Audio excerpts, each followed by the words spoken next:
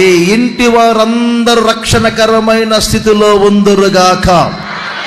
నీ ఆత్మ ఒక రోజున పరమాత్మను చేరునుగాక.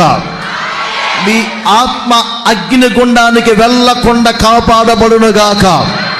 నీ ఆత్మ పాతాళానికి దిగిపోకుండా కాపాడబడునుగాక. మీ ఆత్మ పాతాళానికి దిగిపోకుండా ఉండాలనే, మీ ఆత్మ అగ్నిగుండానికి వెళ్ళకుండా ఉండాలనే యేసుక్రీస్తు లోకానికి వచ్చి అనేక సుబోధలు చేసి స్వస్థపరిచి చివరిగా గాయపరచబడి రక్తం కార్చి ప్రాణం పెట్టి 3వ దినమున మృతులలో నుండి తిరిగి లేచిన సజీవుడైన దేవుడు యేసుక్రీస్తు. కులకర్త కాదు, మతకర్త కాదు, విప్లవకారుడు కాదు, ఊరు వెలుపల ఉండే వారికి, ఏదో తక్కువ కులం వారికి దేవుడు అనుకోవటం మీ అమాయకత్వం, మీ భ్రమ. యేసుక్రీస్తు కులకర్త కాదు, మతకర్త కాదు, మీ ఆత్మకు రక్షణ కలగజేసే దేవుడు.